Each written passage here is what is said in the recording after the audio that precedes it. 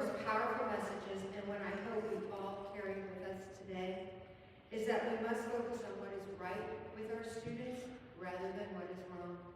Imagine what would happen if every educator, every school, every system began with the strengths, the brilliance, and the potential our students already bring every day. That is the spirit of justice in education. We are incredibly fortunate to have her with us to share her wisdom, her energy, and her vision for a more just and hopeful future in education. Please join me in a very warm welcome to Dr. Gloria Ladson-Billings.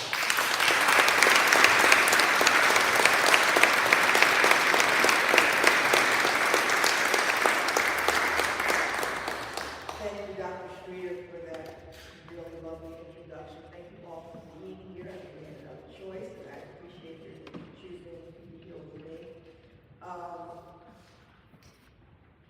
I am really grateful to the organizers, because these kinds of events don't just happen when someone says, I want it to happen. So you have the work of Dr. Tobias Gibson and Dr. Gary Glasgow and that entire organizing committee that made this possible. So I really do want to acknowledge them. So I'm going to talk to you about justice in teaching and teacher education. Because it's not just what we do in the classroom, but it's also how do we prepare a teacher to be able to do the work we say we want them to do. And Dr. Streeter did a great job of introducing me, but I tend to be somebody who always has to introduce myself. Because the stuff on the paper is not like real to me. So I do ask the question, who am I? And that slide change. Like it. Oh.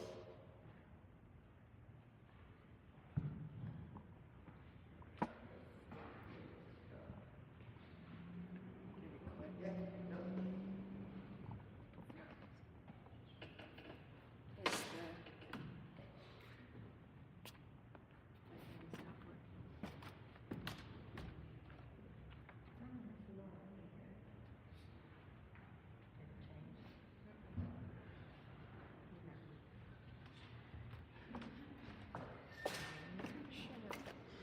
That's why you get here early to make sure the tech works, right?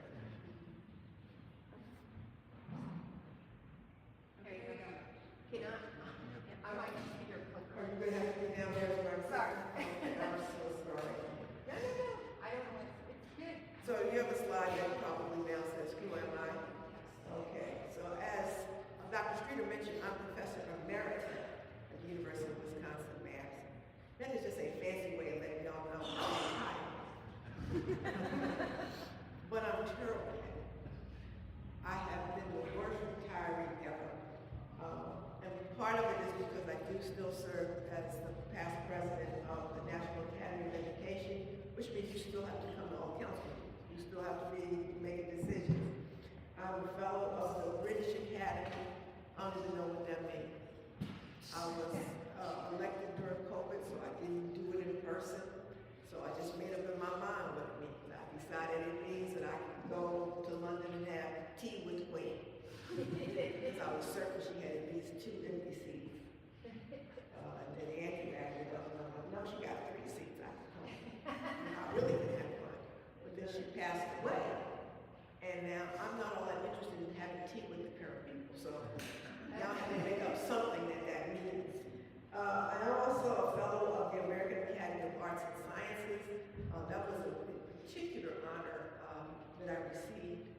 And when I said I was going to, when you get elected to the American Academy of Arts and Sciences, you get a list of everybody who gets elected in that same year in all of the fields. So I got elected in the same year as Tom Hanks, Sonia Sotomayor, and Barack Obama. My husband, who doesn't go to any of these kinds of things, said, oh, I'm going to that. I said, I didn't think he's going to come. I don't care. I'm going to go just in case he shows up. Well, unfortunately, it turned out that my husband got sick that year, so neither of us went. The following year, and you can go at a later time, the following year, I got sick in a The next 2 years were COVID. They didn't have it. So 4 years in, but I was doing work for the academy because I was elected. I got told, well, you're going to come to your induction, right? I said, well, it's been 4 years. You know, I don't really need to go. They're like, no, you're coming to your induction. And I said, no, really? Mine was 4 years ago. I don't need to come. None of the people, all those good people that were on my list, they're not coming. They said, no, you really should come. And finally I asked someone, why are you pressing me about coming to this event? And they said, because you have to sign the book. I said, the book? They said, yes. The book that Thomas Jefferson signed. The book that George Washington signed. The book that Albert Einstein signed. I said, you know what? I'll be there. I will come and sign that book. This little black girl from West Philly is coming to sign that book. So it's been quite an honor to be a part of the Academy. I'm also a fellow of the American Educational Research Association. I'm a fellow of the Hancock Institute at Texas A&M. I am a fellow I'm a former distinguished visiting scholar of race and social justice at Rutgers. As Dr. Streeter mentioned, I was the first black woman to earn tenure in the UW School of Education. And I don't even know if that's an honor, because the School of Education is one of the oldest programs at the university. We've been here since 1848. And I realize I'm old, but I'm not that old. And it took you until 1994 to be able to tenure a black woman in that school. I won the Social Justice Award for the American Educational Research Association in 2015, and I won the John Nisbet Social Justice Award in Great Britain in 2017. All of these things come with responsibility, so it's not like I can just sit at home and eat bonbons or work on my putting game, which I really need to. I'm always working, so I'm not a very good retiree. In fact, one of my chancellors I ran into in the airport, he said, you're doing more work now than when you worked at the university. And I said, yeah, because that university job was getting in my way. So now I get to do, in some ways, be a free agent. Next slide. Now, titled is Justice in Teaching and Teacher Education, a mighty stream or a trickle. And I want to talk to you about what spurred that title. You should be seeing a map of the state of Alabama. I was asked to give 3 talks in Alabama in succession. So once I got there, I landed in Birmingham, and I had a talk in Birmingham. I had another talk in Montgomery, and ultimately the 3rd talk was in Mobile. So I drove the state once I landed there. And while I was in Montgomery, I stopped at the Civil Rights Museum. Next slide. And I saw this amazing sculptural piece, which is done by that same sculptors who did the Vietnam Wall, right? And you saw, it's like a black disc, and it has the names of all of these civil rights heroes around it. But there's water coming down, and then there's this quote, I believe it's from the book of Amos, that said something about justice rolling down like a mighty river, and righteousness like a mighty stream. And I really began thinking about, well, what does it mean for justice to prevail? And on that particular slide you're looking at now, it has both the sculpture, but it has the cover of a book I recently published by Bloomsbury, with Bloomsbury, called Justice Matters. Because I think we are in a place right now when we're not all talking about the same thing, we're talking about justice. Next slide. And so I'm taking this quote from novelist Toni Morrison, which talks about unspeakable things yet unspoken. That there are things in our society that we can't even talk about, but they exist. And so you have 2 contrasting views of what justice actually represents in those pictures. On the picture on the left, you have what happened January 6th. You can call it a protest, you can call it insurrection, you can call it a riot. And then on the right, you see people who were part of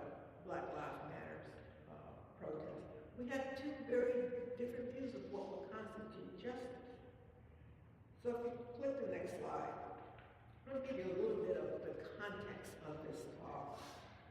It's adapted, of course, from the Justice Matters book that I published in 2023. And I want to speak to 3 of the 7 ideas that I proposed in the book. So the 3 ideas I want to talk to you about today is saving the language of justice. I happen to be an old social studies teacher who was an English minor, so often I was pressed to the service to teach English. And I understand that language matters, how you say it, how you frame it. And so I want to talk about saving that language of justice. I want to talk about saving justice in the midst of a pandemic. And I want to talk about saving justice being popular culture. That is, how can hip-hop save us? Now someone has just said, well, wait a minute, what did she just say? Did that old girl say hip-hop? Yes, I did. Because I had the distinction of teaching the first hip-hop and education courses on the campus of the University of Wisconsin, when I realized that there's a language that our young people are speaking that we are not listening to. And often it shows itself in the idea of hip-hop. Next slide, please. So let's talk about saving the language of justice.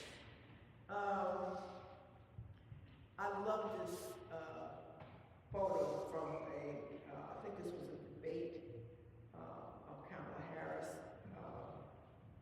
when she said, Mr. Vice President, I'm speaking, right? And we really want to focus on what language does and what it means.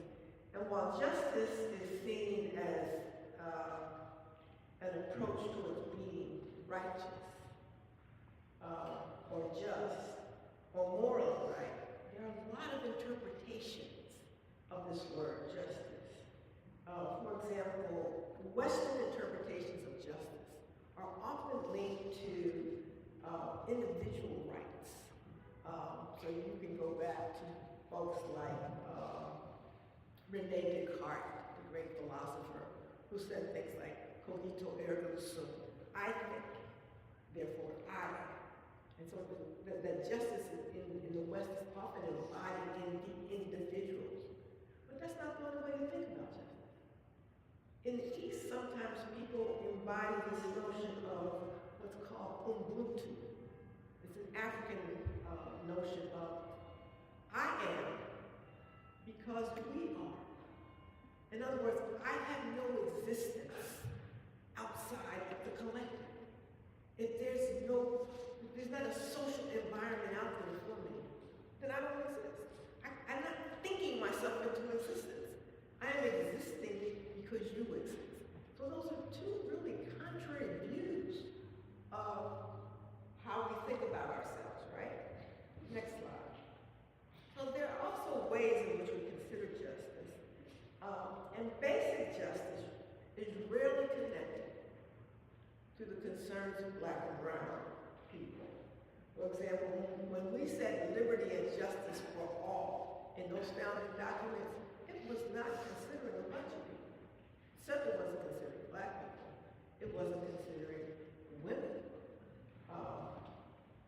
So despite the 14th Amendment, we still were struggling with who gets covered under this notion of justice. We also have to think about things like economic justice. What's the fair and right way to deal with people? What's a living wage, for example? One of the other things that I didn't put on the slide of all the stuff I do, I sit on a bunch of nonprofit boards. I always tell people I've never seen a nonprofit I didn't like. I end up on the board. I need to find, somebody needs to call me and put me on the Coca-Cola board, right? Where all I have to do is raise my hand at the end of the thing and they write you a check. The boards I'm on, I write checks for, right? And I remember sitting on the board of United Way for Dane County in Madison, it's located in Dane County. And I said something about people needing to have a living wage. And I had members of that board say, oh, well, you can't say that. I'm like, what do you mean? Well, we have a lot of CEOs and corporate types here, and they don't want to hear that. What? So very different views of what economic justice might be. Of course, we have the issue of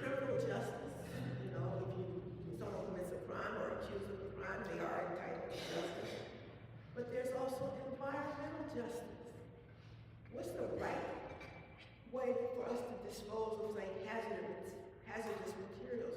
When you actually look at the map, one of the things you will find is that most of these hazardous material sites are located where poor people live. So is that a just way to deal with that? And then, of course, the notion of social justice is one that kind of pervades what we do in the field of education. And I want to talk about some of the limitations of social justice as a term. Next slide. I also want to point out that the different cultural groups will come at justice from a different vantage point. You're going to be talking with folks who are indigenous, the people who were the founders of the nation, truly. You're not going to have a conversation with them unless you can talk about issues of sovereignty. You know, I'm from Wisconsin. We have 12 recognized tribes, bands, and federations. They are sovereign. They get to make their own rules. So if you're going to have a discussion with someone who believes this, sovereignty is going to be way up on the list of items that they want to engage in. If you're talking about Latinx folks, one of the things that's going to certainly come up is going to be the question of linguistic sovereignty. Do I get to speak my own language? Or are you making rules and laws like Proposition 222 or 163 in California that says, no, you can't even speak your language. When that particular proposition passed, I was still living in California, the one about English only. And I asked the question, well, what does it mean? Well, so, well, you know, English is the official language. I said, yeah, but does that mean we're going to change all these street signs? Are we going to stop being on El Camino Real? Because that's not English, that's Spanish. Is it no longer San Diego? Is it now St. James? Are we no longer in San Francisco? Are we in St. Francis? What do you mean when you say English is the official language? So linguistic sovereignty is going to come up when we talk about Latinx folks. And the notion of la frontera, the frontier. Where's the border? You know, right now we're in the midst of a lot of, quote, deportations. But one of my good Latinx friends tells me, my family didn't cross the border. The border crossed them. Because they were in a place that was Mexico, and all of a sudden, the lines got changed. A big part of what we think of as the American Southwest was the Mexican Northwest. And because of different disputes and fights and wars, that changed. If you're going to talk to people who are of Asian descent, you've got to talk about justice. You've got to talk about issues of hybridity. The fact that we say Asian as if it's like one monolithic group of people. Most of the people in the world are, quote, Asian, but they're not all the same. Some are Chinese, some are Japanese, some are Korean, some are Cambodian, some are Laotian, and yet we've combined them all and tried to homogenize them all as if they haven't had separate historical and cultural identities. And if you talk about African Americans and Black Americans, whichever term you use, there's really not a conversation of justice that should not involve reparation. Let's be clear. The United States has done reparations many, many times. We did reparations to people who were interred in camps in World War II. We had to pay back some stuff because we'd taken from them. Reparations is all about repair. And so what would the reparation cost be to Black Americans? You know, who might be eligible for reparation? So again, as soon as we go into a room, and this is not dealing internationally, this is right within this nation, we have different ideas of what's the primary concept of justice. Next slide. So in education, we often talk about social justice. We love to talk about social justice. And I think that the focus on social justice is problematic because we do it without a commitment to basic justice. what's fair, what's right. And we make no linkages between justice and racial inequality. Social justice for me, this is my opinion here, I got the mic so I can give it. Social justice for me is like justice light. In other words, I can put it on my little, I can have a bumper sticker, I can say I'm out here for social justice, but I don't have to make any real commitments. And it's presented to education students as the more palatable, politically correct approach to justice. In other words, no, you don't really have to write your senator. No, you don't really have to stand for anything. You can just say, we have a social justice approach, right? Next slide. And the reason I raised this issue is I asked, did these people need social justice? Ahmaud Arbery, George Floyd, Breonna, did they need social justice? Or did they just need justice? My argument is they needed justice. Social justice wasn't going to help them. Next one. So as long as we avoid demanding justice, we're going to divorce student achievement from justice. On one hand, we have this education, we say we're all for justice, but we're okay when kids fail. I often ask the question when I work with school superintendents, how much failure can you tolerate? And their response is, oh, none. I said, that's not true. Because you had failure, you're tolerating. So as long as we don't demand justice, we're going to be okay with some kids failing, with some kids dropping out, with some kids struggling.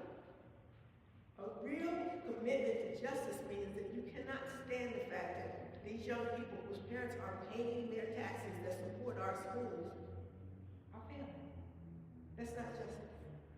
As long as we avoid demanding justice, we will uncouple discipline policies from justice. I can tell just how just your school is by looking at your suspension and expulsion rates.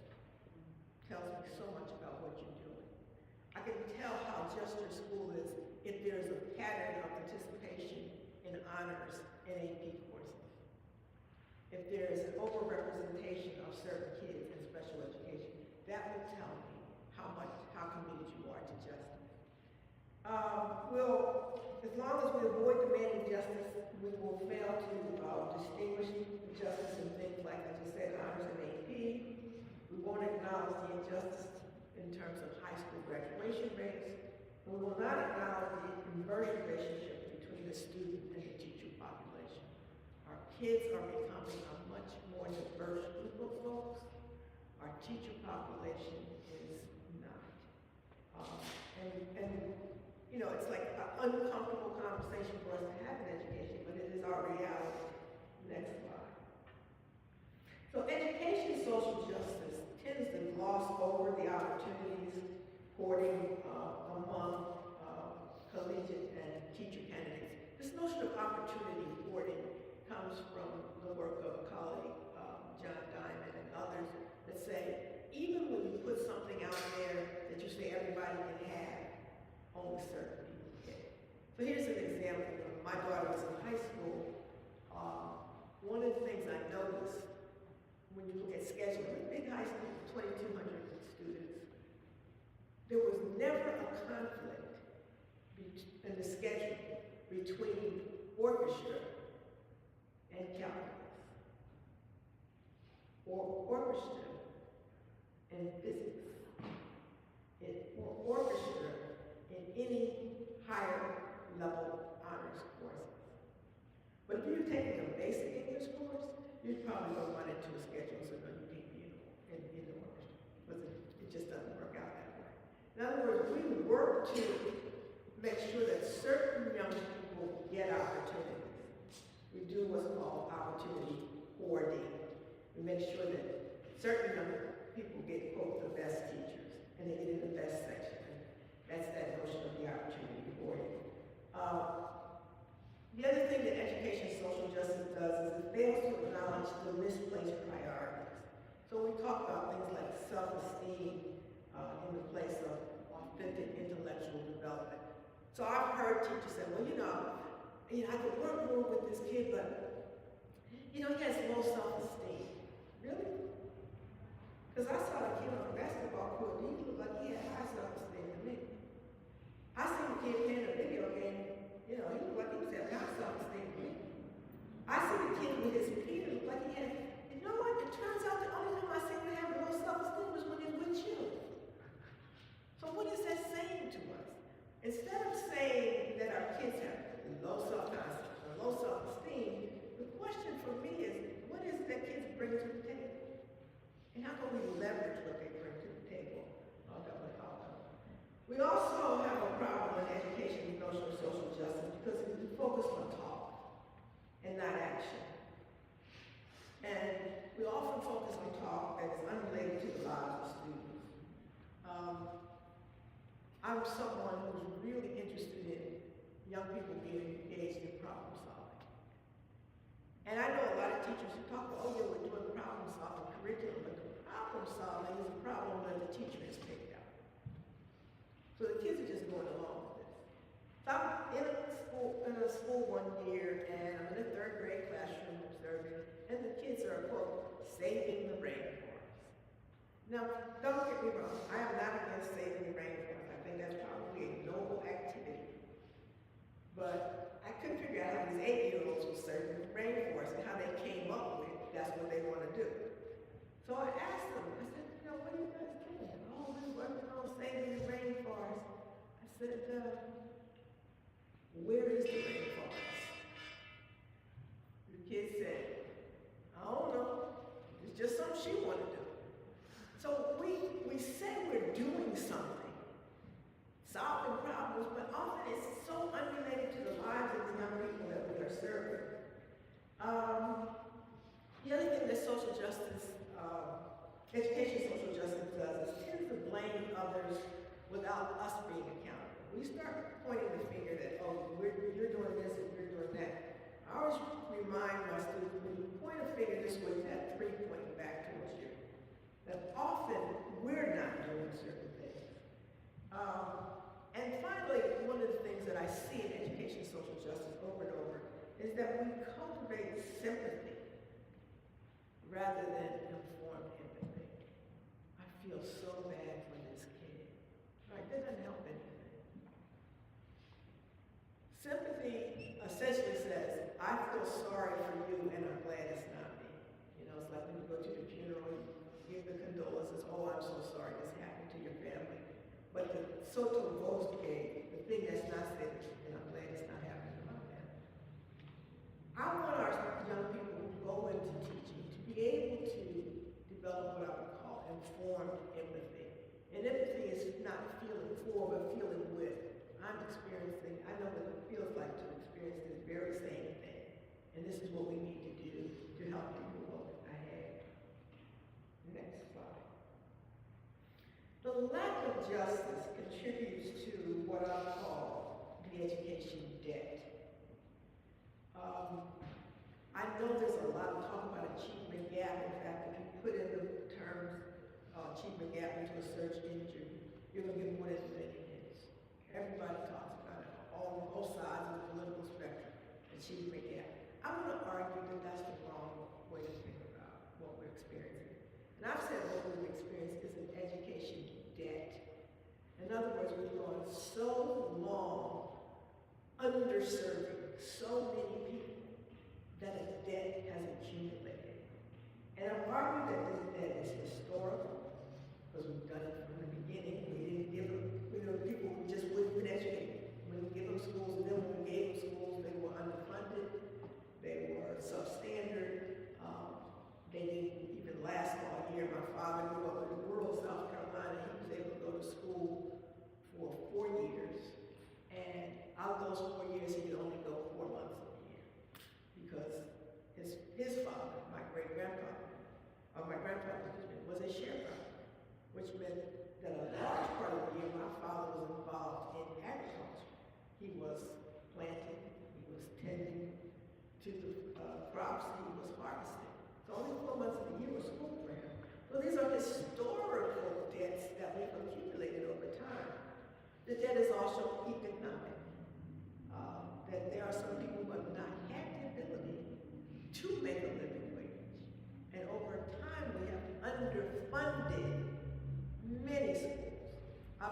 argue that there are two promises that we have made to America's children that we have not kept.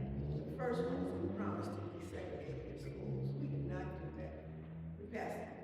We have a landmark decision that we absolutely love. I was at the Supreme Court this past May for the 70th anniversary of the Brown decision. And it just struck me that they had all this celebration of the Brown decision. I'm like, but our kids are still in segregated schools. And the people who actually sit on this court don't even believe this anymore. So it's really just, it's striking to me that we've maintained this. So that's the first promise, to desegregate the schools. The second promise we've made to our young people is to fund the schools that we have.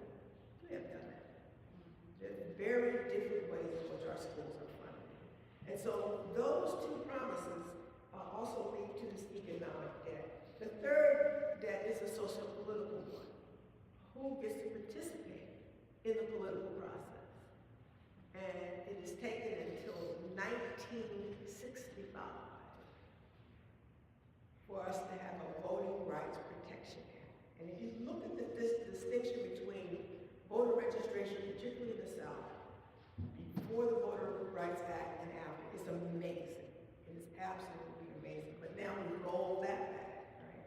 And then finally, the first three I talked to you about, historical, economic, and socio-political, I can give you empirical data on that. The fourth one I can't, but I'm going to stand by it. And I think that we have a moral debt. I can't give you empirical data on what the moral debt is, but I would argue that some things are just wrong, and we shouldn't do them. And that debt has accumulated too. Okay, so I'm going to make a bit of a shift here and talk to you about a tale of four pandemics, and they may be coming up as hit one at a time. So the first one, of course, is the novel coronavirus, SARS-CoV-2, COVID-19, and that's the pandemic that sort of swept the world. We all suffer from it.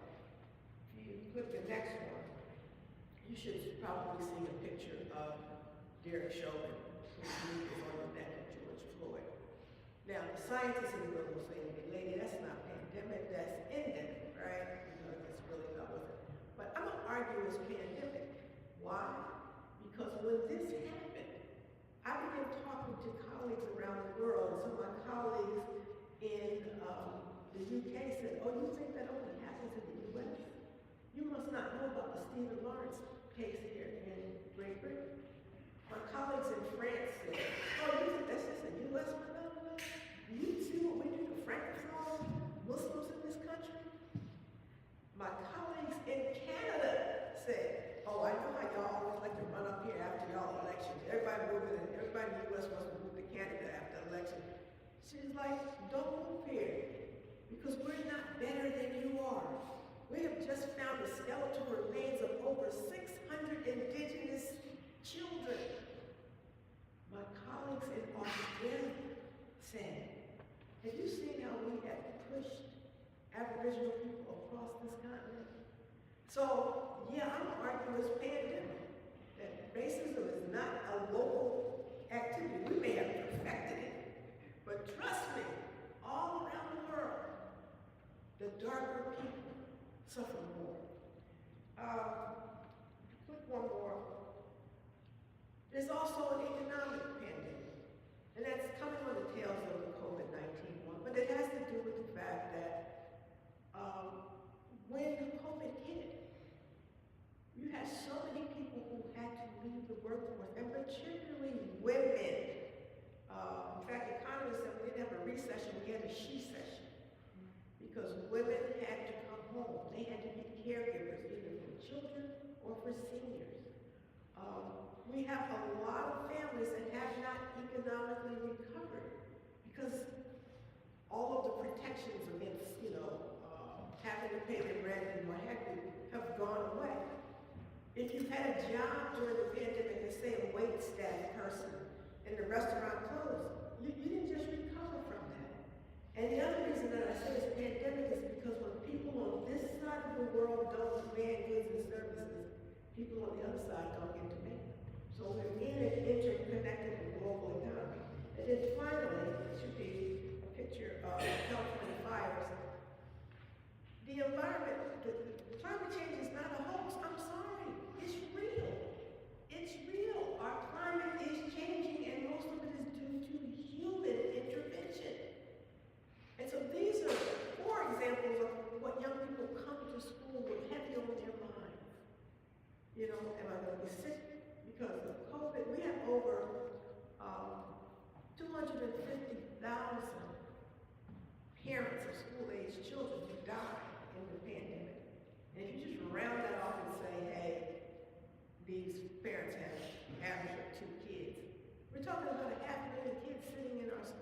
without a parent. And that has an implication for how we do our work. Now, all of this sounds like doom and gloom, and it is, but I'm going to point to a silver line. Next slide. And I get that silver line from an Indian novelist by the name of Roy, who wrote, I think, an amazing essay called "The Pandemic is a Portal." You can look at the next slide. And just a piece from that article says that historically pandemics have forced humans to break with the past and imagine the world anew. This one is no different. It is a portal, a gateway between this world and the next. We can choose to walk through it, dragging the carcasses of our prejudice and hatred, our avarice, our databanks, and dead skies, and dead rivers, and our dead ideas, I'm sorry, and dead rivers and smoky skies behind us, or, and I think that's the operative word here, or we can walk through lightly with little luggage, ready to imagine another world, and ready to fight for it. So in other words, in some ways the pandemic was an opportunity. The question is whether or not we took advantage of it. In other words, if, according to Roy, we could stop one of the first times we as a world could just come to a full stop and say, we don't have to keep doing what we've been doing. We can do something new. So, next slide. On the education end of it, I talk about a reset. You know, I know a lot of people kept saying during the pandemic, I can't wait till we get back to normal. And I kept saying, I don't want us to go back to normal. Because normal was the place where kids were failing. Normal was a place where certain kids were being pushed out of school. Normal was a place where only certain kids got opportunities. Let's not go back to normal. So, next slide. I've talked about it being time for a hard reset. And so you have a picture of the device that every single one of y'all have in y'all life. Everybody got it. Okay? You don't live in these United States without one of these things.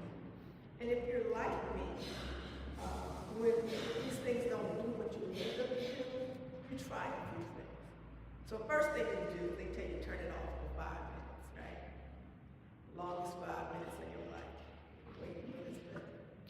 Turn it off. Finally turn it back on, you still don't do what you wanted to do. So now you get a little creative. I'm gonna take the SIM card out. It's out here. Maybe some dust on it. Whatever, I'll put it back in. That still doesn't fix it. Then you get more creative. So now you're gonna take the battery out. Let me take the battery out. Make the contacts not. That doesn't work.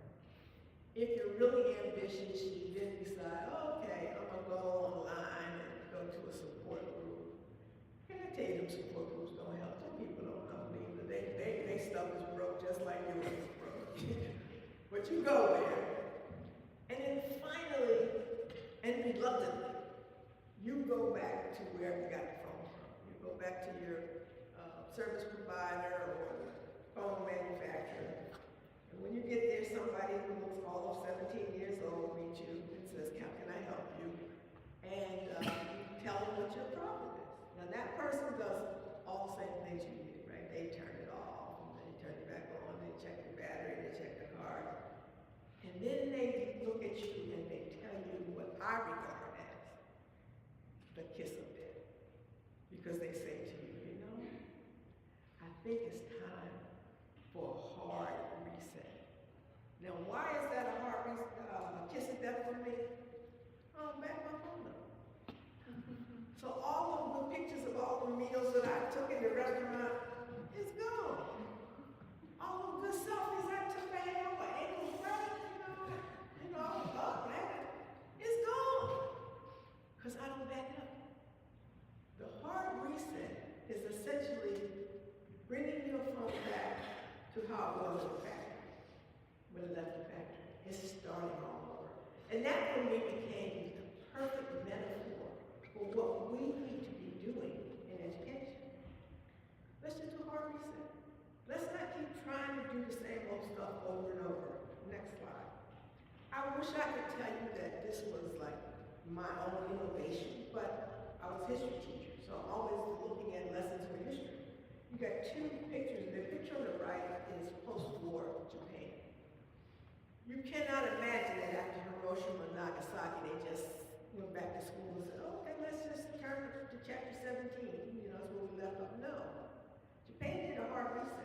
They restructured their whole education system after World War II. They used to just have elementary and secondary. They had looked to the west and said, there's something in the middle that we've been missing. And they instituted their middle grades or middle schools, part of their hard reset. The other thing they did is they opened up opportunities for girls. Because Japan tends to be a very gendered society, and girls don't have a lot of opportunities. But they thought, you know what, we're missing out on this whole part of our population. They did a hard reset. Picture on the left is post-war Italy. It is the Emilio Reggio preschool, which is regarded as the absolute best preschool in the world. And the point that the folks wanted to do in Italy is they said, we can't wait till our children get to be teenagers and try to help them solve problems. They have to start problem solving as little kids. And so while you can't see the adults that are in this picture, there are two adults, a man and a woman in the larger picture, watching this little boy solve the problem by himself. And so that was part of their reset. Next slide. I argue that we actually had an opportunity for a reset on a small scale in Katrina. Because everything was gone. Why would anybody want to go back to normal as bad as New Orleans schools were, right? That's not what you want. You want a whole new thing. Now, of course, what happened is they decided to make a choice around charter. I argue that the education establishment folks missed an opportunity. You could not convince people to endorse what was already there, and so they didn't come up with anything new. The people who came up with stuff new were people who were interested in making a profit off of folks, and that's why we ended up with an entire charterized school district, which I don't think was the right decision. Next slide. So, the pandemic provided, I think, an opportunity to move towards justice. One of the ways that we were able to move towards justice is we could really rethink assessment. One of the things that happened as a result of the pandemic is many institutions of higher education did away with entrance exams, SATs, ACTs. Now, it's interesting that they're coming back, but what we learned with those students that we admitted that didn't take the ACT, they were as good, if not better, than the students that we admitted before. So we don't have to do everything the same way. It also provided us an opportunity in dismantling the carceral state. In other words, we could think about police sentencing differently during that time. And in economic levels setting, we were able to do things like student loan debt. We thought, you know, this is not good to keep having students carry this much debt. And in health, the whole issue of making sure that everybody received COVID vaccines if they wanted it, and they could get COVID tested if they wanted it. Those were opportunities that I think the pandemic shared with us, or provided for us. We even had some cultural opportunities. So I was really struck by how many people who I would never imagine were caught up with things like Hamilton or Bridgerton, right? Like, because what happens in Hamilton and Bridgerton is they don't care what color the people are. They just say, okay. And I had to laugh because I talked to a youngster who said, I didn't have no idea that Alexander Hamilton was black. I said, no, he wasn't. But that wasn't the point. The point was we were blurring the boundaries and saying anybody can participate in this way. Next slide. There were also some opportunities to reset at the academy, and I think, again, I lament the fact that in some ways we're going back to the pre-pandemic operation, but this was a chance to break out of our disciplinary silos, and we were teaching across subject fields and areas. We were doing cross-institutional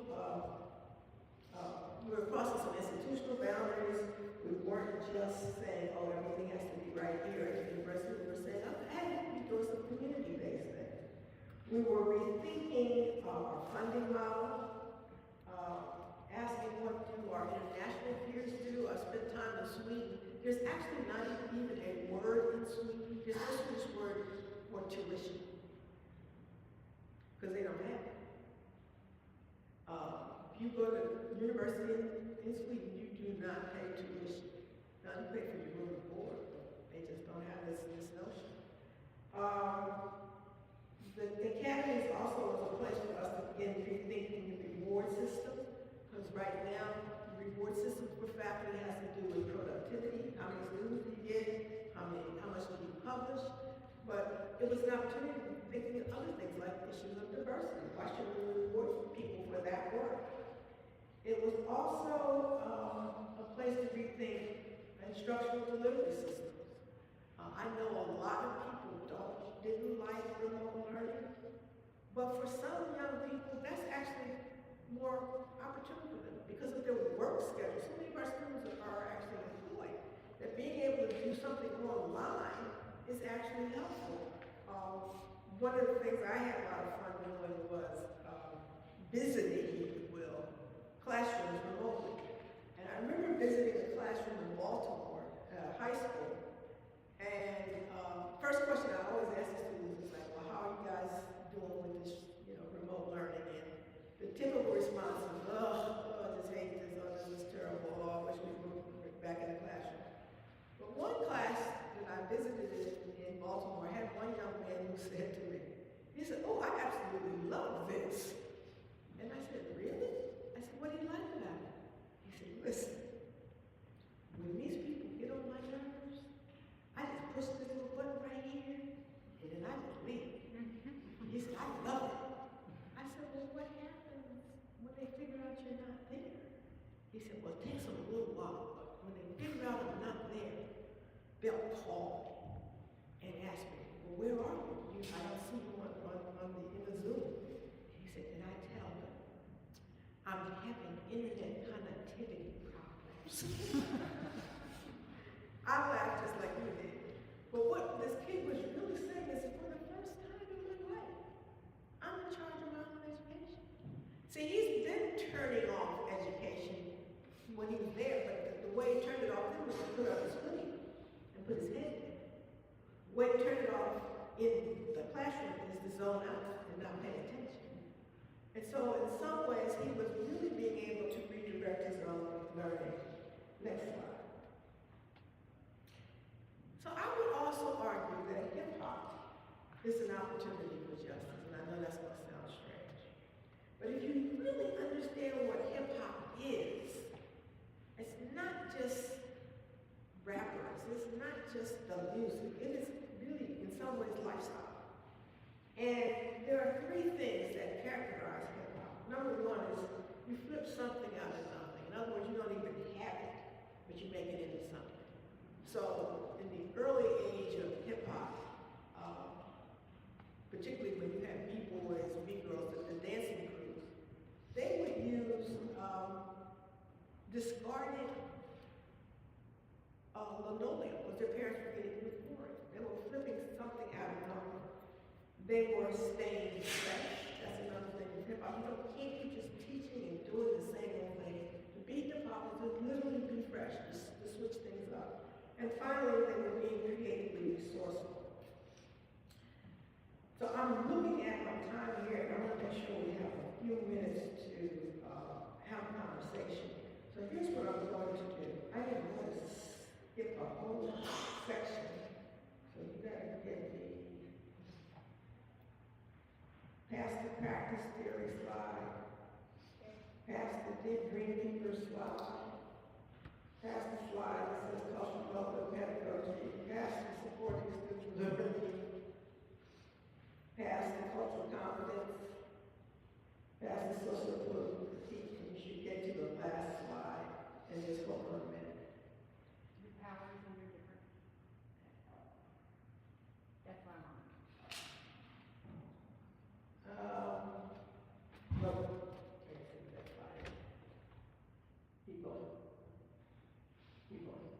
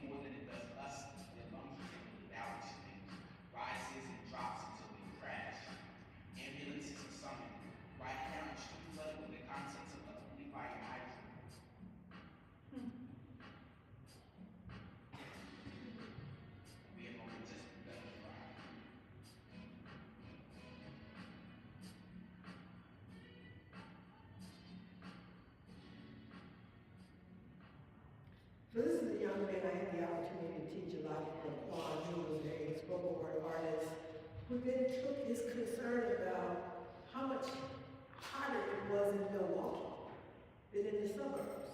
Like, what's going on in the climate that makes the poorest people, the neediest people suffer more?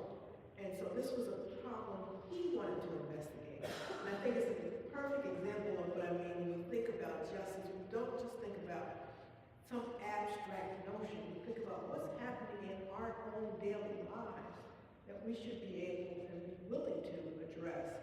I'm going to stop there because I have all 2 minutes to take some questions for you. So thank you so much.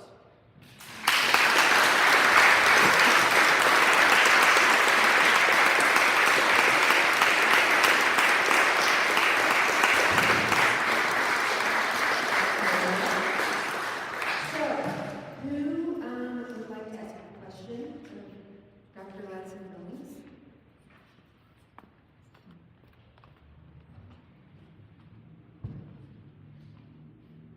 How do you think homeschooling and private schooling fit into the education of justice? Like, are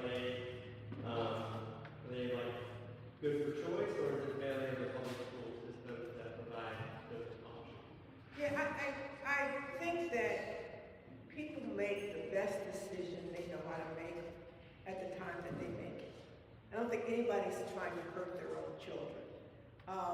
And so I think the decision to have your youngster homeschool is a very personal one. You want to send them to a private school, a very personal one.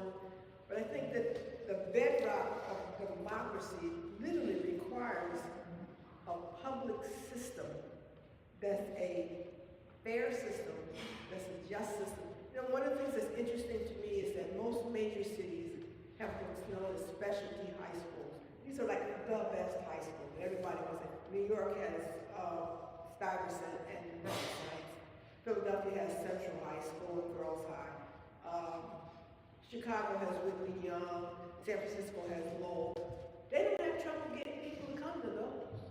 When the quality is there, people don't even care what neighborhood it's in. Trust me, Whitney Young in Chicago doesn't have trouble getting white students to come to it because it knows what the benefit is. So the challenge, I think, for public schools is to just be better.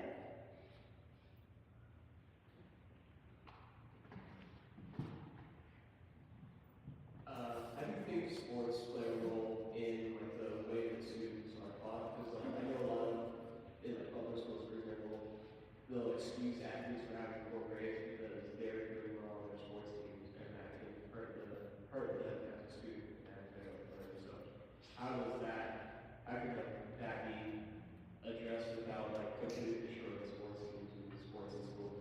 You have asked the right person.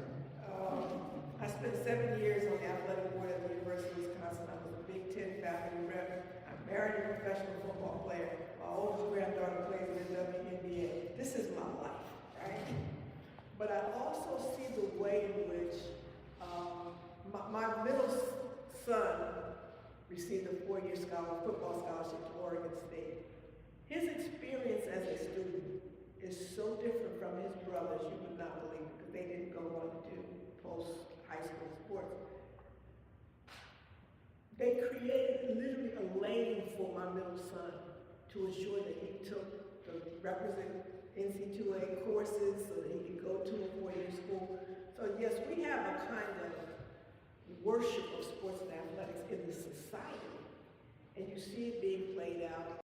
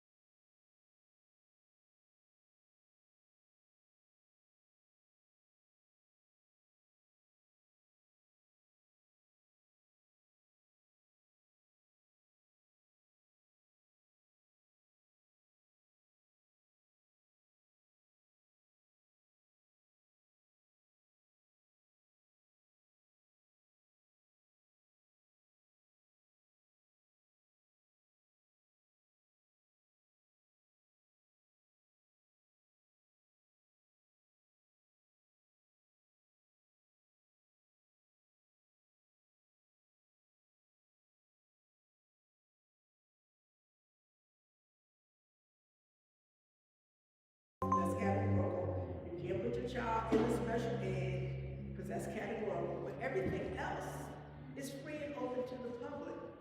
I've worked with a school district during the pandemic right outside of Minneapolis called St. Louis Park. What they decided to do around this notion of a hard reset just kind of, I was so encouraging. They got rid of all remedial courses. All, they said, because we have no evidence that remediation is helping. None whatsoever. So instead of remediating, they went to accelerating. So now if you graduate from the St. Louis Park District, you have to have taken at least one AP, one honors, or one college level course. So those are your choices, but you don't get through our system without doing one of those. Now the neat thing about taking a college level course is colleges offer all kinds of stuff. They didn't say you have to go take calculus. You can take a dance course. They teach dance in colleges. You can take an art course. The idea was they want their young people to be in the college environment and realize, you know what, I actually can do stuff like this. So rather than eliminating those courses, I want the courses expanded. I want everybody to at least try one.